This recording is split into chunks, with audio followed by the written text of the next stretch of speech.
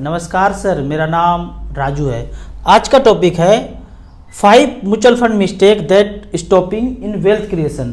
ऐसा कौन कौन सा तरीका है जो आप म्यूचुअल फंड में आए तो सही, सोचे थे वेल्थ क्रिएशन करेंगे, 1 करोड़ रुपया मिनिमम टारगेट रखे थे, सोचे बनाएंगे, लेकिन कुछ मिस्टेक्स है, कॉमन मिस्टेक्स, जिसके कारण से वो अचीव नहीं होगा। पहला, नया इन्वेस्टर है तो वो देखते हैं 1 साल 2 साल 3 साल का रिटर्न देखा, परसेंटेज देखा, जो सबसे हाई रिटर्न का फंड है उसमें आपने इन्वेस्ट कर दिया। वो सेक्टोरियल फंड भी हो सकता है, कोई और फंड भी हो सकता है, आपने वो देख के कर दिया। सेक्टोरियल फंड है, उसका एक समय है, उस समय चल गया, हमेशा वो नहीं चलेगा। आपको क्या देखना है, एईएम देखना है, और मिड कैप स्मॉल कैप में लंबे समय तक टाइम है, मिड कैप स्मॉल कैप में लगा के रखना है। दूसरा मिस्टेक है, एनएफओ में आपने ले लिया, 10 रुपये से स्टार्ट हुआ, कोई बैंक में गए, पट्टी पढ़ाया और आपने वहाँ सारा इन्वेस्ट कर दिया।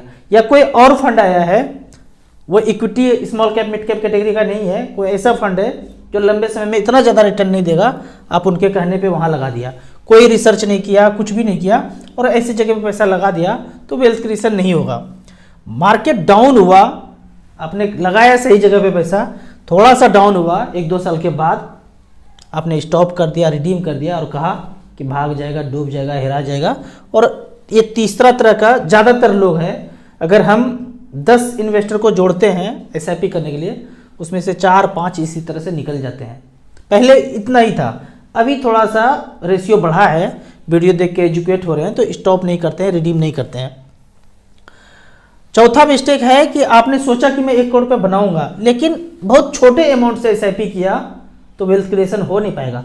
आपका कैपेसिटी है 20,000 रुपये पर मंथ का कर सकते हैं, पर आप डर डर के 2,000-5,000 रुपया किए तो 5,000 के रेशियो में ही पैसा बनेगा। अगर 20,000 रुपया करेंगे तो 20,000 के रेशियो में पैसा बनेगा।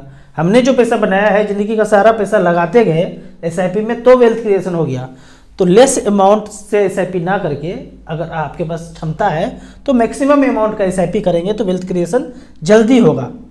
अब पांचवा, ज़्यादातर लोग मिस्टेक क्या करते हैं, थोड़ा सा ज़्यादा अच्छा रिटर्न हुआ, आपने लगाया था 12-15% का रिटर्न मिल रहा है, 18% का रिटर्न दिख रहा है, 2-4 लाख का प्रॉफिट दिख रहा है, आपने बेचा, सोचे कि अब इससे ज़्यादा क्या बढ़ेगा, बेचा, रिडीम किया और कुछ और कर लिया। फिर मार्केट में कब आए नहीं आए, इस तरह से आपका वेल्थ क्रिएशन हो नहीं पाता है। उदाहरण के तौर पे यहाँ पे एक फंड देखते हैं, मान लेते हैं कि 5-5 रुपये पर मंथ का एसआईपी मिड कैप कैटेगरी में किया किसी ने। निप्पॉन इंडिया ग्रोथ फंड सबसे पुराना फंड है मिड कैप कैटेगरी में, 2004 से लेके 5-5 रुपये पर मंथ किया। यहाँ लिखा है सिलेक्शन में 20 ईयर्स और 3,000 रुपये पर मंथ, मात्र 3,000 रुपये पर मंथ किया तो 7,20,000 जमा हुआ है और पैसा यहाँ पे बना है मिड कैप कैटेगरी में 59 लाख। या दूसरे फंड में देखते हैं 59 इसमें भी बना है। दूसरा फंड कौन सा है, दूसरा देखते हैं, यहाँ पे है सुंदरम मिड कैप। तीसरा है फ्रैंकलिन प्राइमा, इसने बनाया 50,82,000। अगर बीच बीच में हम ये करते कि 3,000 रुपये पर मंथ जमा हो रहा है, मान लेते हैं कि 5 लाख जमा हुआ और 12 लाख दिख रहा है, 12 लाख रुपये रिडीम करके कुछ और कर लेते तो क्या इस तरह का वेल्थ क्रिएशन हो पाता? नहीं हो पाता। बीच में मार्केट अप होगा, डाउन होगा, सब कुछ होगा, लेकिन आप कोई भी एक्शन लेने के पहले उस फंड को पीछे एनालाइज कीजिए कि 10-15 साल में इस फंड ने क्या किया है, तो वो डर मिट जाएगा। हमने भी जब एसआईपी शुरू किया था 3-3 हज़ार पर मंथ का, 3-4 साल के बाद हमारा पैसा 10-15 हज़ार रुपया कम था, बढ़ना का तो छोड़िए, कम था पैसा, पोर्टफोलियो पे कम था। तो ज़्यादातर इन्वेस्टर वो कम पैसा देख करके रिडीम करते हैं, उसके बाद कभी एसआईपी में नहीं आते हैं। लेकिन मैंने क्या किया, पीछे देखा, 12 साल 15 साल पहले उसने क्या किया, वहाँ देखते हैं कि 10 रुपया का चीज़ तो 300 रुपया हो गया है, 30 गुना हो गया है। हमारे समय में वो पैसा थोड़ा सा कम हुआ है, फिर हमने टाइम दिया तो पैसा धीरे धीरे बढ़ के आज मुझे 18-19-20% का तक का रिटर्न दिखा रहा है।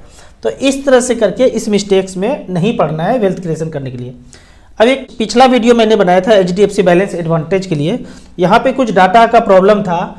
एक व्यक्ति ने मुझे कमेंट्स में लिखा तो मैंने ये चेक किया कि यहाँ पे एचडीएफसी जो पिछला वीडियो में मैंने बताया था एचडीएफसी बैलेंस एडवांटेज में इक्विटी का पोर्शन 98% ना होके 57% है। डाटा सिंकिंग का कुछ प्रॉब्लम था, वो सॉल्व हो गया है, 57% ही एचडीएफसी बैलेंस एडवांटेज फंड में है। तो ये फंड भी आपको एचडब्ल्यूपी के केस में SBI balance, SBI hybrid equity, HDFC hybrid equity और एचडीएफसी बैलेंस एडवांटेज आपको जोड़ लेना चाहिए, और एक है आईसीआईसी इक्विटी एंड डेट। तो 4 फंड में आप इन दोनों को, एचडीएफसी के दोनों फंड को जोड़ सकते हैं, एचडीएफसी बैलेंस एडवांटेज और एचडीएफसी हाइब्रिड इक्विटी। तो इस तरह का मिस्टेक कभी कभी होता है। वेबसाइट पे कुछ भी एरर है, StarSIP.in में किसी भी तरह का एरर हो तो मुझे आप पर्सनली व्हाट्सएप कीजिए या कमेंट्स करके, तो धीरे धीरे कोई प्रॉब्लम होगा।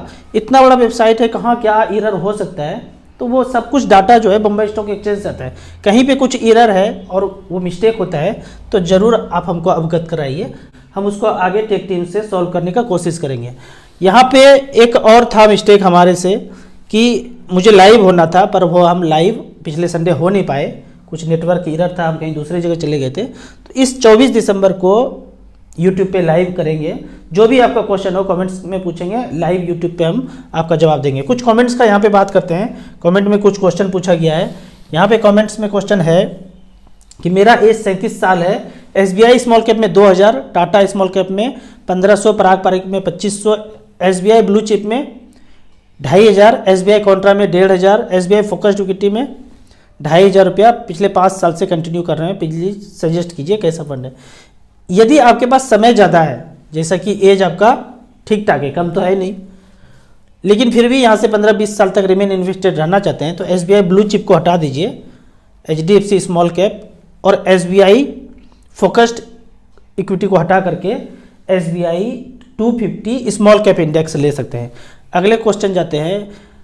My only SIP in Tata small cap 28,000 रुपये पर मंथ। बिल्कुल नहीं, आपको डाइवर्सिफाइड करके लगाना है। एक ही फंड में, किसी भी AMC में, किसी भी फंड पे भरोसा नहीं करना है। अगर आपको स्मॉल कैप 28,000 रुपये पर मंथ है, उसको बराबर बराबर करके 5-6 फंड में डाइवर्सिफाइड करके लगाना है। कौन कौन सा होगा, तो यहाँ पे आप देख सकते हैं निपॉन इंडिया स्मॉल कैप है, SBI स्मॉल कैप है, DSP स्मॉल कैप है, एक्सिस स्मॉल कैप है, कोटक स्मॉल कैप है, एक क्वांट स्मॉल कैप को भी यहाँ पे जोड़ लीजिए। आपको डाइवर्सिफाइड करके लगाना है, एक ही फंड में कभी नहीं जाना है। अगले कमेंट्स की तरफ देखते हैं। ऑनलाइन म्यूचुअल फंड में इन्वेस्ट करने के पहले KYC करने के लिए signature, cancel cheque, PAN card, Aadhaar card, account number सब कुछ मांगा जाता है। आप नहीं देंगे तो नहीं कर पाएंगे, वन टाइम करना ही पड़ेगा। आप कहेंगे कि मैं ऑफिस जाके कर लूँ, आप ऑफिस भी जाएंगे तो उसके कंप्यूटर में भी सारा चीज़ यही मांगा जाएगा, pan card, Aadhaar card, account number, nominee का नाम, सब कुछ मांगा जाएगा। आप वहाँ करते हैं या फिर किसी ऐप से करते हैं, ऐप में भी वही सेम विंडो है, सारा डाटा एक ही जगह पे जाता है कार्बी कैम्स के पास। यहाँ कीजिए वहाँ कीजिए, बात बराबर है, कोई ज़्यादा दिक्कत नहीं है। वन टाइम प्रोसेस है, एक बार करके आप ब्रांच से भी कर सकते हैं, ऐप से भी करेंगे, बात बराबर ही है, कोई डिफरेंस नहीं है। फाइनेंशियल एडवाइजर बताते हैं कि पोर्टफोलियो में स्मॉल कैप 20 से 25% रहना चाहिए, जबकि मैं बोलता हूँ कि 100% रहना चाहिए। पहले के केस में अभी के केस में अंतर है। पहले का कैटेगराइजेशन स्मॉल कैप बोलिए, लार्ज कैप बोलिए, मिड कैप बोलिए, सब में fund manager small cap invest करके रखते थे, लेकिन अब कैटेगरी वाइज चेंज हो गया है। लार्ज कैप बोला तो सिर्फ लार्ज कैप, मिड कैप बोला तो सिर्फ मिड कैप। उस केस में आप सोच के देखिए, लॉजिक लगा के देखिए, या फिर डाटा आप StarSIP पे सर्च करके देखिए। यहाँ पे तो मैं ओपन डाटा के हिसाब से, सबको चाहिए क्या, पैसा, नाम पे कोई नहीं जाता है। आप स्मॉल कैप कैटेगरी को कंपेयर कर लीजिए, ELSS को, मल्टी कैप को, फ्लेक्सी कैप को, फोकस, लार्ज एंड मिड, सारे कैटेगरी को आप कंपेयर कर लीजिए। 10 साल, 15 साल, 5 साल में एवरेज किसने ज़्यादा अच्छा रिटर्न दिया है, तो आपको पता चलेगा मिड कैप स्मॉल कैप ने दिया है। तो बेहतर है वेल्थ क्रिएशन के लिए आप वहीं पे बने रहिए। मैं हमेशा बोलता हूँ जो स्मॉल कंपनी आज है वो कभी ना कभी मिड बनेगा, और मिड से कभी कभी लार्ज बनेगा। जो आज आपको लार्ज दिख रहा है या मिड कैप कंपनी दिख रहा है, वो कभी ना कभी स्मॉल ही था, तो छोटा ही बड़ा बनेगा। जो बड़ा बन चुका है उसका ग्रोथ थोड़ा सा कम होगा। अगले क्वेश्चन की तरफ चलते हैं। अगला क्वेश्चन है कि राजू सर, अनपढ़ आदमी या औरत के लिए सिग्नेचर नहीं करते हैं तो म्यूचुअल फंड में SIP नहीं कर सकते हैं। सिग्नेचर नहीं करते हैं तो उसका बैंक अकाउंट एक्टिवेट नहीं होता है, नेट बैंकिंग एक्टिवेट नहीं होता है, और डेबिट कार्ड भी नहीं मिलता है। लेकिन इनका कहना है कि म्यूचुअल फंड में करना है इन्वेस्ट, सिग्नेचर नहीं है। तो क्या होगा, 1 महीना सिग्नेचर सिखा देंगे। मान लीजिए किसी को नहीं पता है, आदमी हो या औरत हो, किसी को भी पता ही नहीं, सिग्नेचर जानते ही नहीं है, तो 1 महीना करके सिग्नेचर सिखा देंगे। हिंदी का 2-4 वर्ड होगा, उनका जो नाम होगा वो नाम से उनको सिखा देंगे। एक बार जब वो सिग्नेचर करना सीख जाए तो बैंक में सिग्नेचर कर दीजिए। 1 महीना लगेगा, हमारे पास भेज दीजिए, हम कर देंगे। हमारे पास यही तरीका है, दूसरा कोई तरीका नहीं है, और ये बहुत मुश्किल तरीका नहीं है। प्रैक्टिस करके सीख जाएंगे, वो भी खुश हो जाएंगे कि सिग्नेचर करने नहीं आता था, सिग्नेचर करने आ गया, नाम लिखने आ गया। मेरा 3 साल का SIP स्मॉल कैप में आज 40% रिटर्न मिल रहा है। प्रॉफिट बुक करके उसका पैसा निकाल करके SIP कंटिन्यू रखूं, कैसा रहेगा, क्या करना चाहिए? अगर तो आपने ऐसा किया तो वही टॉपिक है, वेल्थ क्रिएशन नहीं हो पाएगा। अगर ये तामझाम 40% रिटर्न आपने प्रॉफिट बुक कर लिया, उसके बाद कब लगाएंगे ये आपको समझ में ही नहीं आएगा। और आपको तो अभी 40% ये लग रहा है, क्या यहाँ से मार्केट 10%, 20%, 30% नहीं बढ़ेगा? इसको कोई नहीं जानता है। आपको करना ये है, पैसे का जरूरत है तो निकालिए। इन्वेस्टमेंट इसी के लिए किया है कि जब जरूरत पड़ेगा तो निकाल के हम अपना पैसा यूज कर सके, कहीं कर्ज लेने ना जाना पड़े। तो आपका पैसा आपको जरूरत है, निकालिए, यूज कीजिए। कोई जरूरत नहीं है, रिमेन इन्वेस्टेड रहिए। जो प्रॉफिट आपको 2 लाख रुपया दिख रहा है, आने वाले दिनों में 20 लाख भी प्रॉफिट दिखेगा, पर आप वो 2 लाख प्रॉफिट को निकाल लेंगे तो 20 लाख तक नहीं पहुंच पाएंगे। बताएं कि ETF मार्केट 5 साल में इंडिया में मार्केट था क्या? मतलब ये कहना चाह रहे हैं कि 5 साल से मार्केट में ETF था ही नहीं। ETF तो मात्र 2 साल से चालू हुआ होगा, ये मुझे भी नहीं पता था। जब हम अपने वेबसाइट में इसको देखें तो पता चला कि ETF कब से है। इसके लिए हम स्टार SIP के ऐप में गए या वेबसाइट में गए और ETF में गए। ETF में देखते हैं, यहाँ पे पिछले 10 साल से सिलेक्टेड है। 10 साल से सिलेक्टेड है तो देखते हैं मोतीलाल नेस्डेक भी है, मोतीलाल निफ्टी मिड कैप भी है, आदित्य बिरला निफ्टी ETF भी है, ICICI प्रूडेंशियल निफ्टी ETF भी है, निप्पॉन इंडिया ETF निफ्टी 50 भी है, निप्पॉन इंडिया ETF निफ्टी 100 भी है, क्वांट निफ्टी है। तो ये सब तो है, हमें नहीं समझ में आता है कि 2 साल 5 साल आप क्यों बोल रहे हैं। इसको आप टच करके देख लेते हैं। टच करके देखेंगे तो यहाँ पे इंसेप्शन डेट भी दिखा दिया जाएगा कि किस डेट में ये शुरू हुआ था। थोड़ा सा घूम रहा है, घूमते घूमते घूमते घूमते ये आ गया। यहाँ पे देख लेते हैं कि इनका इंसेप्शन डेट कब था। यहाँ डेट देख लेते हैं, लॉन्च डेट था 3/9/2011, तो 12 साल तो हो गया। 12 साल से ये वाला ETF है। तो इस तरह से ETF था, पहले भी है, अभी भी है। मैं बोलूँगा कि ETF से दूर रहिए, कि ETF जस्ट लाइक शेयर की तरह हो गया, आप कभी भी बेच सकते हैं मार्केट आवर में। तो इतना झंझट अगर पालना है तो फिर स्टॉक मार्केट का जिनको ज्ञान है वही करे। यहाँ पे हमारे दर्शक को मैं बोलता हूँ, साधारण आदमी है, अपना प्रोफेशनल काम कुछ और करते हैं, तो म्यूचुअल फंड को स्मॉल कैप में, मिड कैप में लगा के वेल्थ क्रिएशन कर लीजिए। तो ETF से दूर रहिए, ज़्यादा अच्छा होगा। मेरा नाम प्रशांत है, डिफेंस से हूँ। Portfolio Nippon India flexi cap में 1000, SBI स्मॉल कैप में 3000, SBI ब्लू चिप में 2000, एक्सिस ब्लू चिप में 1000, SBI सेंसेक्स इंडेक्स में 1000, एक्सिस स्मॉल कैप में 3000, HDFC मिड कैप में 3000, SBI मैग्नम मिड कैप में 1000। टोटल 15,000 रुपये SIP चल रहा है। 12 साल से बीच बीच में टॉपअप भी कर रहा हूँ। पोर्टफोलियो कोई चेंज करना चाहिए अगर आपके पास टाइम ज़्यादा है।